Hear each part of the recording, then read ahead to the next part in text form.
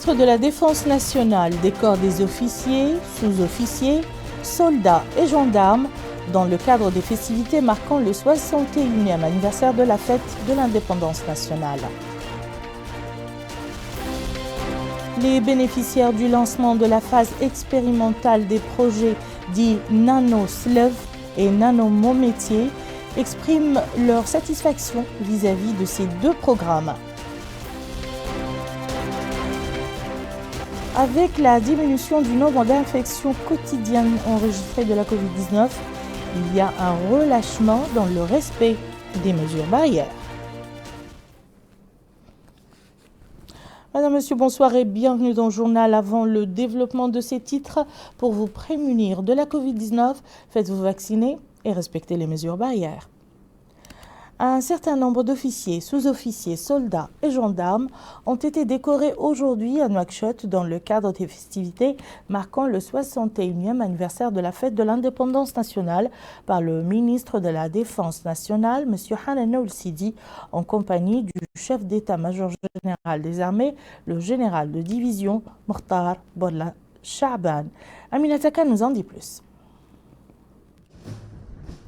C'est au son de la musique militaire que le ministre de la Défense nationale, Hanana Ould-Sidi, accompagné du chef d'état-major général des armées, le général de division Mokhtar Bolla Chaaban, a pris part à la cérémonie de décoration d'officiers, sous-officiers, soldats et gendarmes.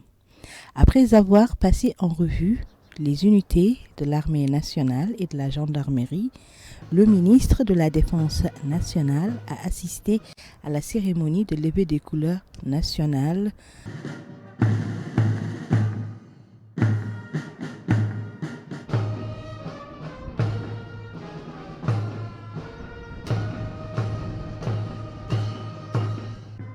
À laquelle a pris part le secrétaire général du ministère de la Défense nationale, le général Souleymane Ould Adouba. Le ministre a également salué les généraux et officiers des bureaux et directions de l'état-major général des armées et de la gendarmerie nationale. Ensuite, le ministre de la Défense nationale, Hanana Ould-Sidi, a décoré en reconnaissance au service rendu à la nation un certain nombre d'officiers, sous-officiers, soldats et gendarmes, des médailles d'honneur première classe, des médailles d'honneur deuxième classe, des chevaliers de l'ordre du mérite national et des médailles d'honneur troisième classe, et ce dans le cadre des festivités marquant le 61e anniversaire de la fête de notre indépendance nationale. La cérémonie de décoration a eu lieu en présence du chef d'état-major de la gendarmerie nationale, le général de brigade Abdallahi Ould Ahmed Aïcha, du chef d'état-major général adjoint des armées, le général de brigade Habibullah Ould Ahmedou, du chef d'état-major de l'armée de l'air, le général de brigade Hamadi Ould Ali Mouloud, du chef d'état-major de la marine nationale, le contre-amiral Mohamed Cheikhna Taleb Mostaf, et du chef d'état-major de l'armée de terre, le général de brigade Mohamed El Mokhtar Ould Minni, ainsi que de l'inspecteur général des forces armées et de sécurité, le général de brigade Abdel Wadoud Mbarek, et des conseillers et chefs de bureau au ministère de la Défense nationale et à l'état-major général des armées et à l'état-major de la gendarmerie nationale. Le ministre de la Culture, de la Jeunesse, des Sports et des Relations avec le Parlement, porte-parole du gouvernement, M. Mokhtar Ould-Dahi, et ses homologues de l'habitat, de l'urbanisme et de l'aménagement du territoire, M. Sid Ahmed Ould Mohamed, et du pétrole, des mines et de l'énergie, M. Abdsalam Ould Mohamed Saleh, ont commenté hier les résultats du Conseil des ministres. Le point avec Bakar Baylaba. Commentant le nouveau projet de décret qui fixe les orientations principales qui doivent guider l'architecture mauritanienne, le ministre de l'Habitat, de l'Urbanisme et de l'Aménagement du Territoire, Sid Ahmed Mohamed, a déclaré que ce projet permettra aux architectes professionnels d'exercer dans de meilleures conditions sur la base d'un cadre juridique régissant tout aménagement urbain, construction ou réhabilitation de bâtiments civils sur toute l'étendue du territoire national. Il a précisé que ce projet de décret vient aussi en application de la loi de 2009 et s'inscrit dans le cadre des réformes juridiques et institutions sur lesquelles le département travaille. De son côté, le ministre du Pétrole, des Mines et de l'Énergie, Abdelsalam Mohamed Salah, a tenu à apporter quelques clarifications au sujet de l'accord avec Adax Énergie. Selon lui, l'accord a été renouvelé une seconde fois pour 2 ans, 2018-2020, et pour la 3e fois pour une période d'1 an cette fois-ci. Il a rappelé que la société Adax sécurise actuellement l'approvisionnement du pays en produits pétroliers jusqu'au mois d'avril prochain. Il a précisé que les contrats de fourniture de produits pétroliers qui lient Adax et la Mauritanie contiennent des clauses permettant aux parties mauritaniennes de réclamer une indemnisation en cas de retard de livraison des commandes. À son tour, le ministre de la Culture, de la Jeunesse et des Sports et des Relations avec le Parlement, porte-parole du gouvernement, Mokhtar Ould-Dahi, a répondu à plusieurs questions, notamment sur la situation au Mali, ainsi que l'engagement du président de la République à lutter contre la mauvaise gestion et la gabegie, rappelant que cela est constant, notamment en ce qui concerne le domaine foncier. Il a souligné que la décision du Conseil des ministres de relever certains fonctionnaires de leurs fonctions résulte d'enquêtes administratives. S'agissant de l'augmentation des salaires des employés des médias publics, le porte-parole du gouvernement a estimé qu'elle est significative pour les travailleurs ayant un contrat à durée indéterminée. D'après lui, ceci est le fruit d'un travail conjoint entre le ministère de la Culture et celui des Finances. En ce qui concerne les travailleurs non permanents, il a souligné que le département a engagé une étude permettant d'avoir une vision globale de la situation au niveau des médias publics et prendre les décisions qui s'imposent. Une délégation du Nigeria qui assure la présidence tournante du Conseil des ministres des États membres de l'Agence africaine de la Grande Muraille Verte a visité le siège de l'agence dans notre pays. La délégation nigériane, conduite par son Excellence M. Adama Ibrahim Lamoua, a été informée des réalisations qui ont été faites dans le domaine de la réhabilitation des terres dégradées, de la gestion durable des systèmes agricoles et pastoraux et de l'amélioration du couvert végétal. Le directeur général de l'agence, M. Mohamed El Hussein Oulagra, a fait une présentation retraçant l'historique de la création de cette organisation et les objectifs les plus importants qui lui ont été fixés, à savoir la lutte contre la désertification et la contribution au renforcement des capacités d'adaptation des populations locales face au changement climatique. Le responsable nigérian a salué les efforts déployés par l'agence. Les bénéficiaires de la phase expérimentale des projets dits NanoSlev et Nano-Mon-Métier, mis en œuvre par le ministère de l'Emploi et de la Formation professionnelle à travers le volet Mon Métier Mehneti, ont exprimé leur satisfaction de ces 2 programmes. À travers ces programmes, le ministère de l'Emploi et de la Formation professionnelle accorde des prêts sans intérêt aux femmes dans le cadre de l'autonomisation des femmes. Abdul Adam Aban en dit plus. Afin d'appuyer les porteurs de projets, particulièrement les petits métiers, c'est dans ce cadre que le projet NanoSlev Mehneti, NanoSlev ont été initiés par le ministère de l'Emploi et de la Formation professionnelle. Il s'agit ainsi de soutenir les porteurs de petits projets et principalement la gente féminine. La seconde phase vise à venir en aide aux ouvriers stagiaires et aux diplômés des écoles et centres de formation technique à raison de 10 000 MRU pour les petits métiers jusqu'à 50 000 MRU pour les diplômés des instituts et écoles de formation. Cette bénéficiaire qui s'active dans le domaine du cosmétique précise qu'elle a pu démarrer son projet grâce à cet appui. Elle a aussi salué cette aide au profit des jeunes. Cette autre bénéficiaire dit n'avoir pas pu aller jusqu'au bout de son cursus scolaire. Elle espère pouvoir tirer son épingle du jeu grâce à cette activité qu'elle est en train d'exercer. Ce citoyen a quant à lui affirmé que la plupart de ceux qui évoluent dans ce secteur ont eu à tirer profit de cet appui. Quant à ce réparateur de machines de couture, il déclare que par le biais de cette aide, les pouvoirs publics comptent appuyer les couches démunies de la société afin qu'ils puissent être en mesure de trouver des solutions à leurs problèmes et à même de disposer d'un revenu décent. Cet autre artisan dit qu'il dispose des aptitudes nécessaires pour mener ce métier, mais ce qui leur faisait défaut, c'était un soutien financier. Il a enfin indiqué qu'il compte évoluer et fructifier son activité grâce à cet appui. L'AMI, l'agence mauritanienne d'information, vient de s'enrichir d'un nouveau bureau au niveau de la ville de Kaïdi. Inauguré aujourd'hui, ce bureau renforcera la présence des médias publics et accompagnera les efforts de développement local dans cette wilaya. Aminata Khan. C'est en application à la politique de la décentralisation et pour rapprocher les services publics des administrés que s'inscrit l'inauguration de cette agence flambant neuf à Kaïdi, capitale de la wilaya du Gorgol.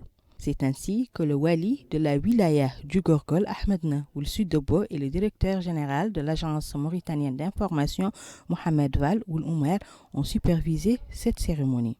S'exprimant, le wali a indiqué que la libéralisation des médias, mais également le rapprochement des services publics, figurent en grande partie parmi les préoccupations du président de la République, indiquant que l'inauguration de ce bureau régional va permettre de rapprocher les services publics, en particulier en touchant aux préoccupations des citoyens dans divers domaines.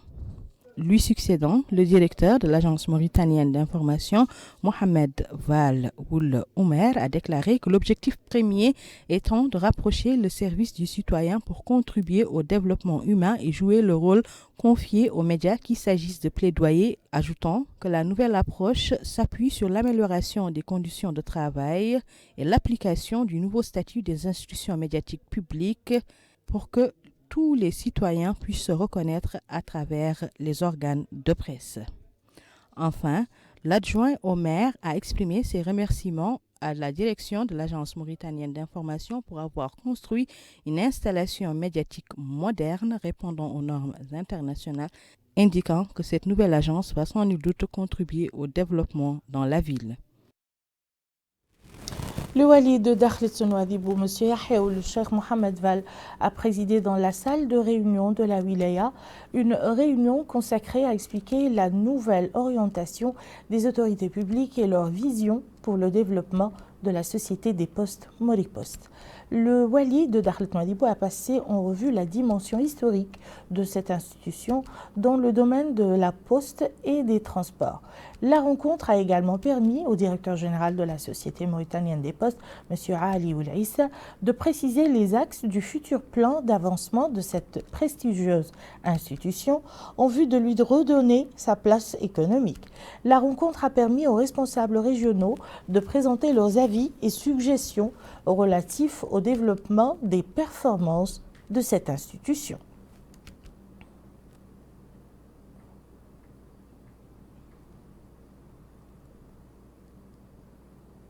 Le ministère de la Santé a annoncé aujourd'hui l'enregistrement de 46 nouvelles contaminations, 277 guérisons et malheureusement 3 décès au cours des dernières 24 heures. Je vous invite à suivre le point de presse du bilan de la pandémie du Covid-19. Ce jour 2623, dont 2294 TDR et 329 PCR, ce qui fait un cumul depuis le début de la pandémie de 842 027 tests, dont 608 825 TDR et 203 944 PCR.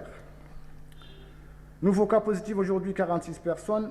Nouveaux cas guéris, 277, ce qui fait le total des personnes contaminées depuis le début de la pandémie à 58 381, dont 56 026 personnes sont guéries. Tests attendus aujourd'hui, c'est l'ensemble du territoire national 3000, réalisé aujourd'hui 2623, et c'est une performance de dépistage de 87%.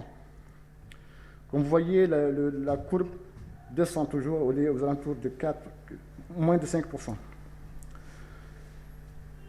Le niveau d'activité de l'épidémie par région. Al-Hawd al-Sharqi, 3 personnes aujourd'hui.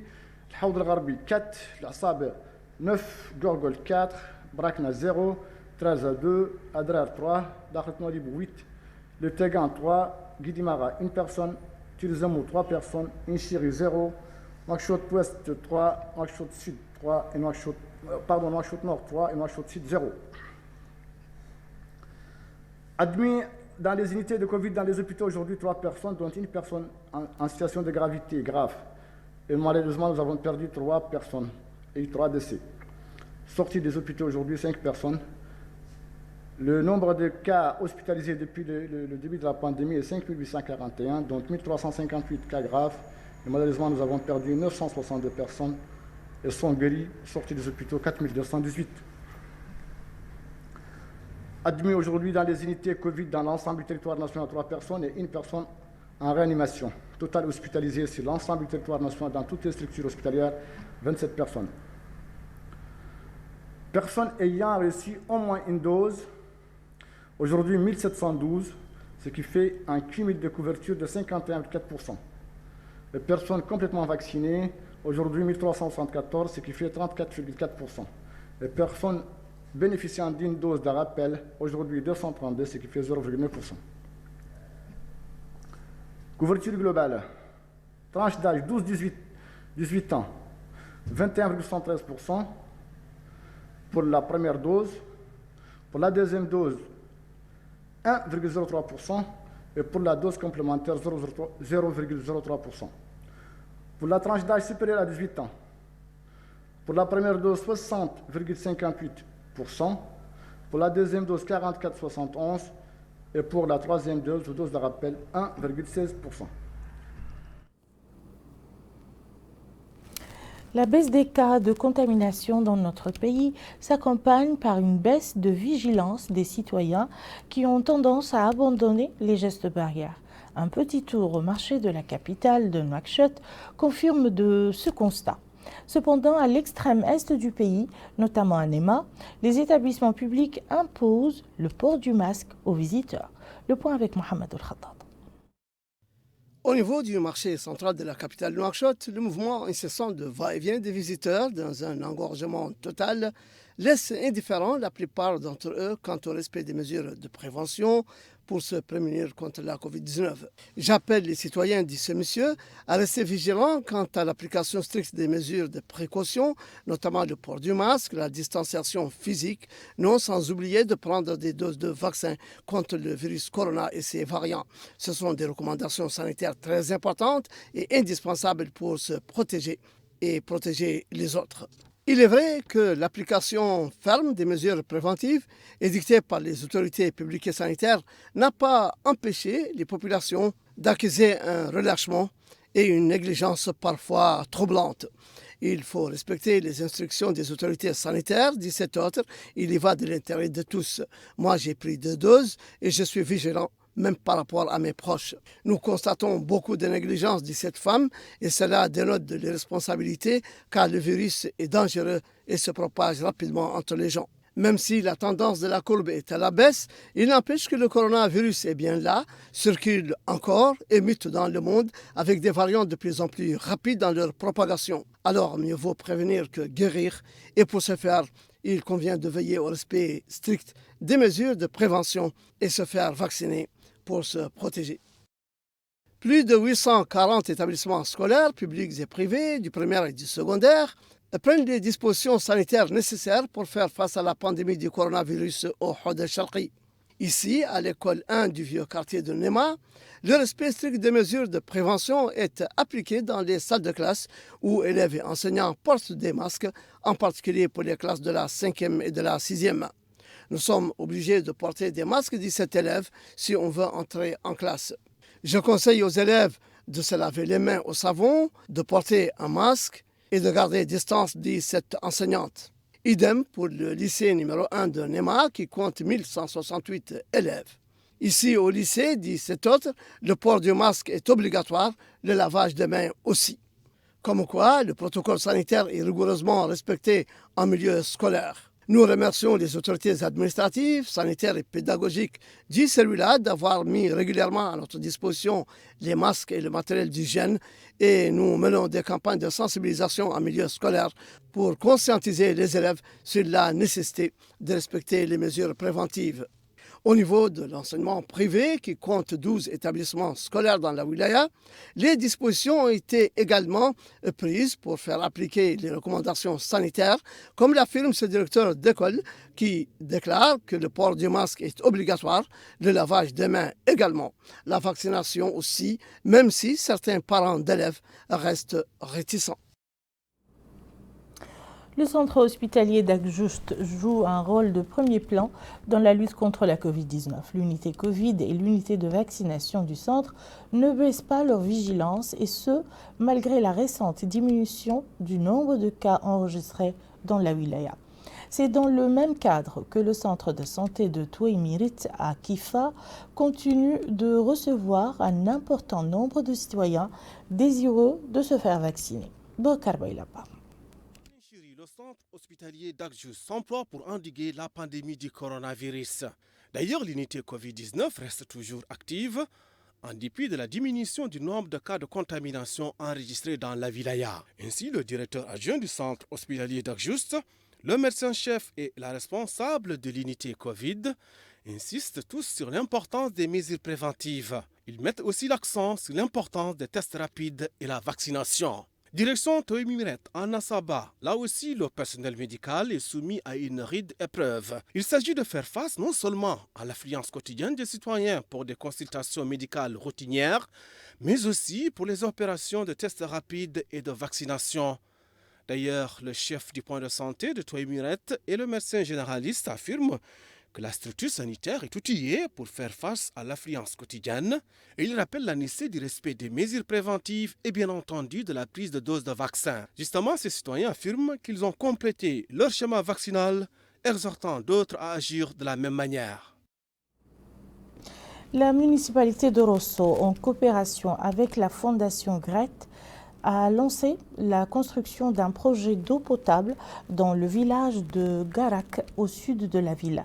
Le lancement de ce projet vient en réponse à une vieille demande des habitants de ce village de disposer d'une installation pour purifier l'eau de la rivière. Le point avec Houroul Mouilha. La commune de Rosso, en coopération avec la fondation Grete, a mis en place un point d'eau potable qui répond à la demande la plus importante et la plus ancienne des habitants du village de Kermedek. Le village était alimenté en eau de rivière qui subit des multiples étapes de filtrage à travers ces dispositifs mécaniques pour être potable. Ces efforts ont été épargnés aux habitants du village de Kermedeke les multiples problèmes de transport de l'eau de la rivière. Le maire de Rosso, M. Bombaoul Darmen, a remercié la fondation Grete pour cette initiative qui améliorera incontestablement les conditions de vie des populations. Il a ajouté que ce point d'eau potable permettra à la population de se stabiliser dans leur terroir. Cette initiative répond aux doléances des habitants du village. C'était l'une de leurs exigences fondamentales, une base importante pour toute vie urbaine, pouvant assurer le bien-être des villages ruraux. Et voilà qui met fin à ce journal. Tout de suite, le rappel des titres. Le ministre de la Défense nationale décore des officiers, sous-officiers, soldats et gendarmes dans le cadre des festivités marquant le 61e anniversaire de la fête de l'indépendance nationale. Les bénéficiaires du lancement de la phase expérimentale des projets dits Nano Slev et Nano Mon Métier expriment leur satisfaction vis-à-vis à ces deux programmes.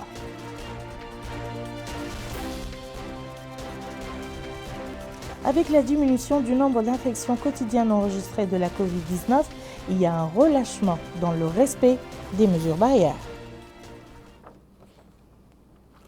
Merci, Madame, Monsieur, de nous avoir suivis. À très bientôt, Inch'Allah.